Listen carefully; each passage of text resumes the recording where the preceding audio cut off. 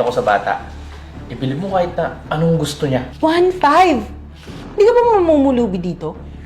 Hindi pag nagkatrabaho ako, gagawin ko ang 2,000.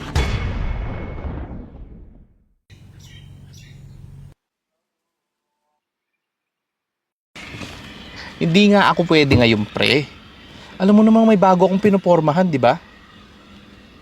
Uusin na din, pre. Alam mo naman tayo, kailangan nating maghanap ng bagong aanakan. Oo, kaya wag ka nang magulo, wag ka nang makulit. Teka lang, pre, ha? Parang si Joanne yun, ha? Sige lang, pre. Sige, pre. Sige, tatawagan ulit kita, ha? Sige, bye-bye. Joanne?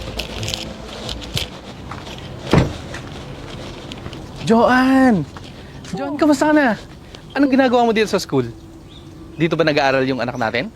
Maka natin ka, no? Iba ka din talaga. Teka. Kaya ka ba nandito kasi may pinupormahan ka na naman?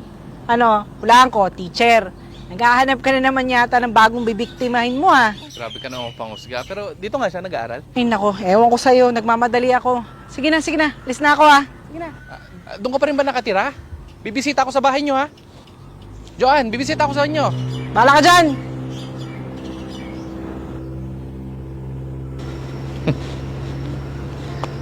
Akalain mo nga naman, no? Dito ba kami magkikita? Grabe, ang ganda niya ngayon, ah. Mukhang magkakaroon pa ng part 2. Mukhang muling ibalik ang dating pag-ibig.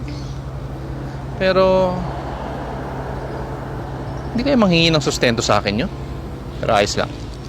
Pag maganda lalaki katulad ko, pwede ako magsustento.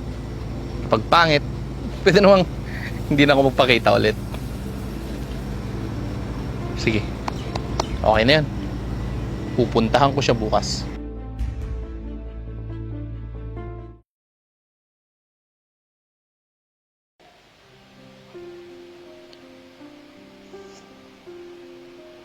Grabe, ah. Ganda na neto ni Joanne. Ibang-iba na, hindi na tulad ng dati. Ito siguro yung anak namin. Ito nga siguro, magandang lalaki. Ganda na ni Joanne. Puta. Teka, mukhang may business na rin. Bubuhay-hari ako neto ulit pag binalikan niya ako. Utang na naman. Itong mga nagpapautang na to, kala mo naman hindi babayaran. Sige, subukan nyo atakin yung kotse ko. Tignan natin kung ano mangyayari. Nabibwisit na naman. Matawagan nga sa ate.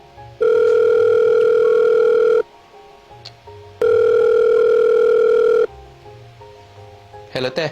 Oo. Hello, ba't kinapatawag? Te, baka meron ka naman extra dyan. Wala. Ano ba yung Kevin? Tumawag ka lang para manghingi? Hindi. Hihingi rin sana ako sa'yo ng advice, eh. Ano na naman yan? Problema? Hindi. Nakita ko kasi si Joanne kanina. Talaga? Oo. Tsaka nakita ko rin yung Facebook niya. Oo. Mukhang marami ng pera. Wala nang plano mong gawin? Iniisip ko sanang balikan, te. Ano kayo magandang gawin?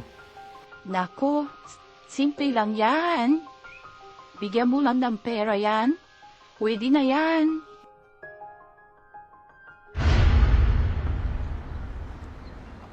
Oh, anong ginagawa mo dito? Sinusundan mo ba ako? Joanne naman, para ka namang hindi hinahatid dati, eh. Alam mo, dito ka dumadaan, no? Naku, tigilan mo ako. Baka gusto mo sumukit na sa tatay ko. Sandali lang, ha? Joanne naman, 10 minutes lang. Please, hear me out. Fine. 10 minutes. No more, no less. Ano bang gusto mong sabihin? Joanne, gusto ko lang naman sana bigyan mo ako ng pagkakataon, eh.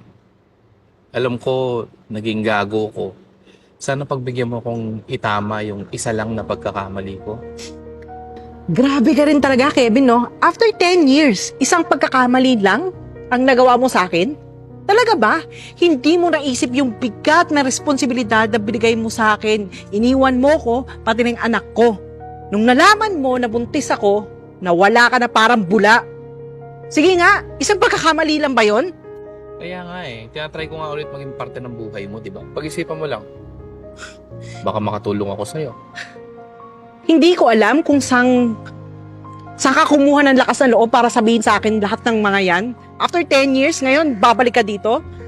Gusto mo maging parte ng buhay ko at buhay ng anak ko? Your 10 minutes is up. Ikaw ang mag-isip.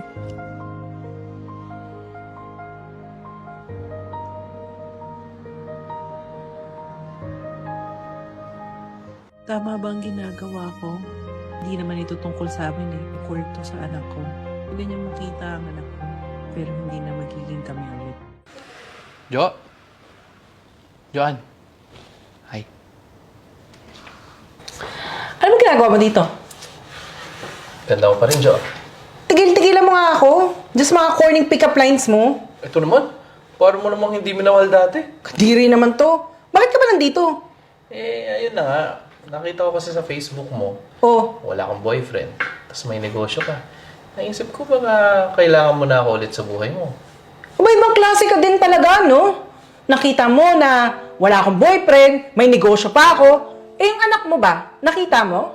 Oo nga pala, no? Andito ba siya? Asan siya? Tingnan ako. Ay, nako. Ano ba ngayon? Weekdays ngayon. So, ibig sabihin, nasa school siya. Kasi pinag-aaral ko yung anak ko. Oo nga, anak natin. Grabe ka naman. Ito nga, oh. Ano yan? Ito. Sustento ko sa bata. Ibili mo kahit na anong gusto niya. 1.5. Hindi ka ba mamumulubi dito? Edi pag nagkatrabaho ako, gagawin ko akong 2,000. Alam mo, Kevin, diretsuhin kita. Kung gusto mo maging parte ng buhay ng bata, okay lang naman eh. Kahit nga wala na to eh. Pero dapat, klaro tayo na hindi na pwedeng maging tayo. Hindi na tayo magiging katulad ng dati. Ang yabang mo naman yata.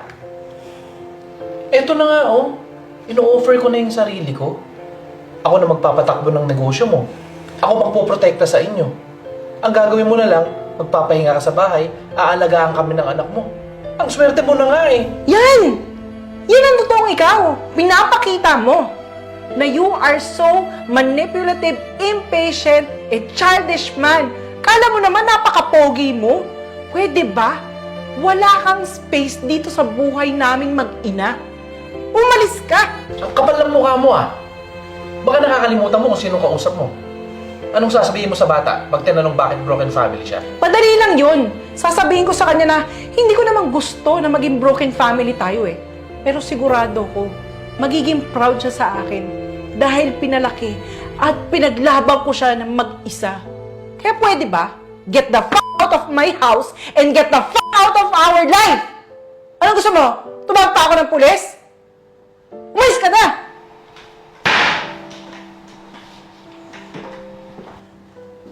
Ano naman ito?